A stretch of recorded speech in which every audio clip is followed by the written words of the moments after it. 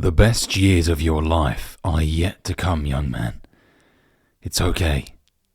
This is what I wish I heard when I was 20, 21. I was anxious as fuck back then, man. Especially after I flopped my A-levels, which is high school, for those of you outside of the UK, right? After I flopped those exams, I thought it was the end of the road. I was like, fuck, man. I'm going to end up in a regular-ass job, earning minimum wage, living in an average place. I was worried, and I didn't need to be. Why? Because I was still young as fuck, right? And also, I was very ambitious, and I wanted to live a great life. You know, in the book Think and Grow Rich, Napoleon Hill says that the starting point of all great achievement is desire. I had the desire for more. A lot of young guys, they don't have the desire for more. They don't. They're okay just, coasting. They go to the pub on a Friday and look, that's okay. If that's what you want to do, cool. That's your life.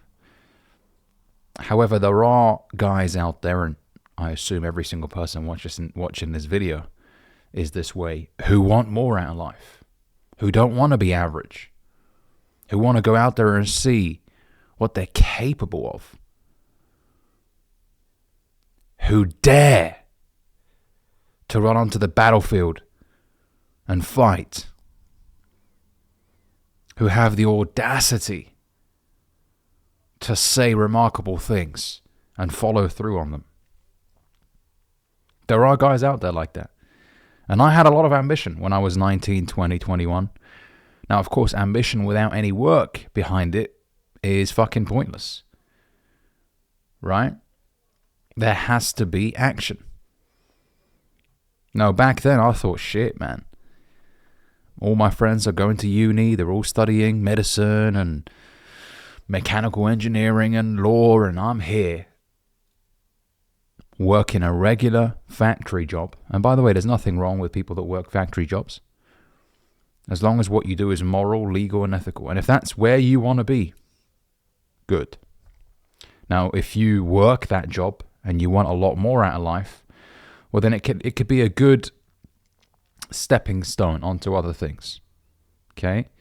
Usually when you get a factory job, it's to address a quick money problem that you have. You're behind on some payments, or you need to pay somebody back, or I don't know, whatever. So you work that job and you do loads of overtime and you sort your situation out. It's very rare that I see people in those environments for 5, 6, 7, 8 years back to back, right? And so back when I was 19, 20, 21, man, I thought it was the end of the road, but it wasn't.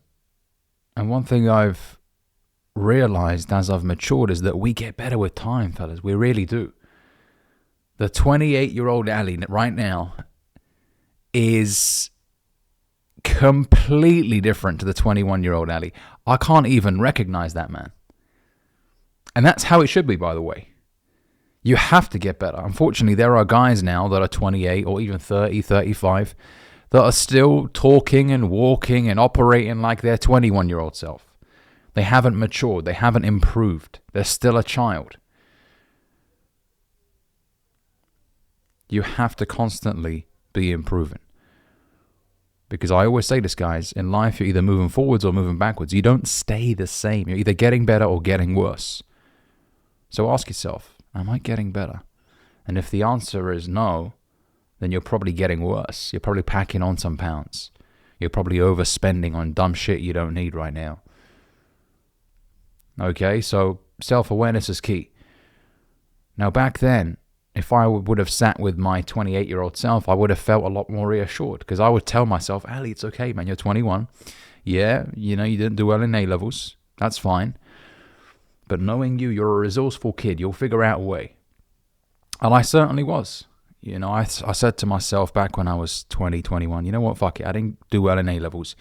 I need to obviously work. And obviously I was working before the age of 21, of course. I was working since I was like 16. My first job actually was a paper round boy, if that's what they call it, or delivering newspapers in the mornings, like 5 a.m. Okay? And that was actually a great experience looking back at it. I mean, I almost got killed by a few dogs But it taught me the value of hard work. I was working hard before school, delivering papers, sometimes in the freezing cold. So that was a tremendous experience. But yeah, after my A-levels, I just decided, you know what, man, I got to get a job. I got to work. But I still had so much anxiety. But we get better with time, fellas. Things get better for us. Your body improves. If you're hitting the gym, you know, I didn't get my man body until I was about 25, I would say. 26. Before that, I was a skinny bastard. You know?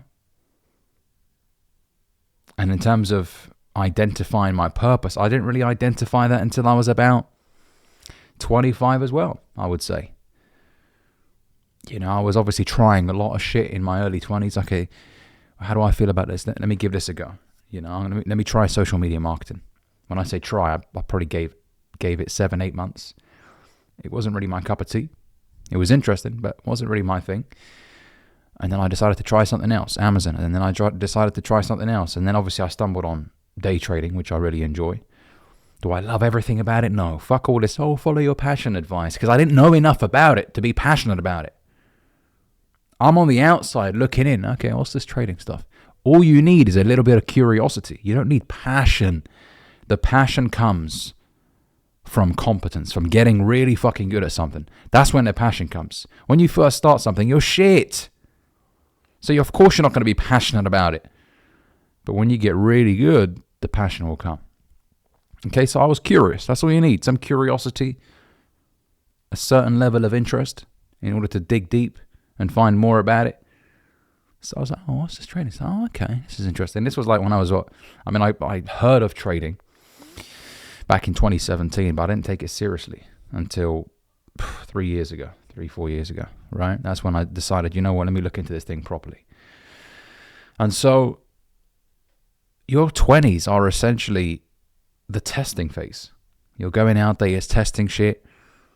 You're not supposed to have figured out your entire life by the time you were 25. I mean, this is what social media has done to us. It's made us feel like if we don't know what we want to do by 25, or if we don't have a fucking house and a Lambo by 25, then we're behind. No, you're not, mate.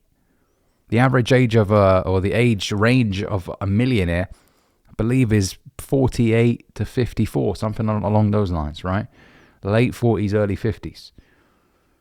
But you see some dude living it up in Bali, and you're like, oh man, I must be behind. That's what I used to do. I used to look over the fence and compare my life to other people's lives, and that brought me misery. And that distracted me, and that took my focus away from my goals. It slowed me down. You know, stay in your fucking lane, man. I always use the driving analogy. If you're driving a car on the motorway or the highway, and you keep looking at the car in the other lane next to you, at some point the car in front of you will brake, or there will be a fucking big ass truck in front of you that you didn't see that's going slow. And if you're looking at the next lane, boom, you slam into the fucking truck in front of you, done. Khalas, finished. So it's never a good idea to look over the fence. Stay in your lane, man. And don't compare yourself with anybody but yourself. I'm just trying to be better than yesterday's Ali, last year's Ali, right? You know, I think, who is it? Who's the fucking actor that said, I'm basically trying to make the me in 10 years proud? Is it Michael? Oh, I know his fucking name, man. Anyways, I can't be asked to sit here and overthink it. My hero. Who's that guy? All right. Oh, I can't remember his fucking name, man. It's gone out of my head. But anyways, he just says he's competing with, or he's trying to make him in 10 years proud. That's what I'm trying to do. Because I don't want to look back in 10 years with regret. Oh, man. I wasted my fucking 20s, or I wasted my 30s. No, I'm constantly seeking improvement. And I want you guys to gain sweetness from the process. From being shit at something, working on it, and then getting really good. That's where the sweetness is derived from being shit and then getting really good. Now, if you put your happiness onto the destination, then you'll be miserable throughout the entire process and you'll probably quit. But if you derive a sense of sweetness from understanding the process, why did I fucking lose that position? It's probably because I didn't. If you're reviewing what you're doing and you're realizing that you suck at this and then you start working on it and then you get really good, that's when the sweetness will come. So enjoy the process. Look back at a picture of your body from 6 months ago and be like, wow, man, I've come a long way. This will make the hard work worth it. Because you look back and you're like, wow, this is where I was 6 months ago. I mean, I'm doing that now, even at this point. I look back at myself from November last year and I was like, fucking hell, you chubby fat bastard. And I'm proud of where I am right now. Of course, I'm always seeking to improve. But that's the thing, guys. Your 20s are a period in your life where you're testing shit out, trial and error. This works, this doesn't work. I made some money doing this business. I lost some money doing that. And then you start to slowly identify the direction that you should take. And remember, you're not going to love everything about what you do. No, there are some things that you're going to dislike about what you do. You can't have it all. Okay? But as long as you're interested in it and you derive a sense of fulfillment at the end of the day, then that's what that matters. Okay? Remember what I always say, guys. Success isn't just about fucking Lambos and shit. Earl Nightingale defines it as the progressive realization of a worthy ideal. If it's something meaningful to you and you're progressing at it, then you're a success. If you're a teacher who loves to teach and your students love to attend your class and they can't wait to go home and tell their parents about what they learned and their parents thank you for being such a tremendous teacher, then you know what? In my books, you're a success and you should go to sleep at night proud of yourself. It's not all about Lambos and old APs and Rolexes, man. This Instagram version of success is very fucking shallow. Success is what you perceive it to be. If you enjoy teaching and you can't wait to wake up the next day and teach your class, then you're a success, man. Be proud of yourself. And stop looking over the fence up at what my friends, they do dropshipping and they make loads of money. Everyone has a different path. You might start to learn about dropshipping and then realize, nah, man, this shit, it ain't for me. I enjoy being a teacher. If you want to invest some money on the side, or maybe you want to start your own online school or something that ties into what you already love doing, then that's a smart idea if you're entrepreneurial. But not everybody is entrepreneurial, and I understand that. I'm not one of those content creators that says, unless you're a CEO, then you're a worthless slave. Nah. Not at all, man. Not at all. Now, of course, if you're in a position where you're not respected at the workplace and, people are being very derogatory to you and nasty, well, in that case, start thinking about making a move. But if you're in a great environment where people appreciate you, where your work is respected, then you know what, man, fantastic. I'm happy for you. Okay? But going back to the original message of this video, your better days are coming. And expect them to come as well. Don't live in fear every single day. But what if I can't figure it out?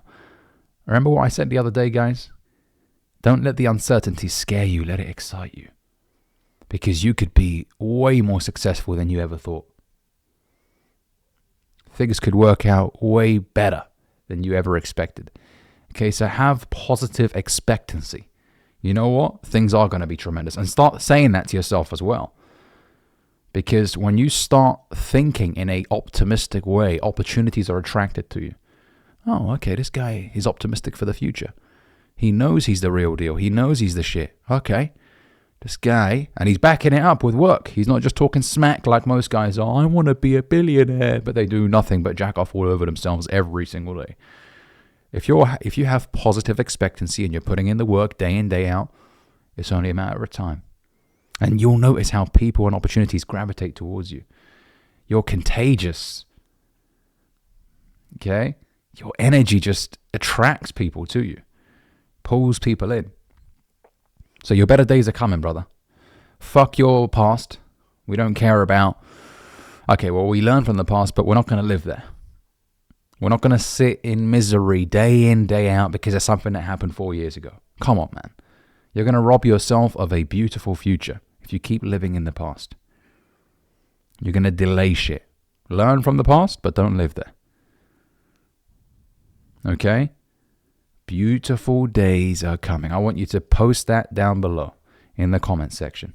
Ali, I expect good things to come. It's just a matter of time. Alright, thanks for watching this video, fellas. If you enjoyed it, make sure you give it a like. And if you're new here, consider subscribing. The best days are yet to come. See you in the next video.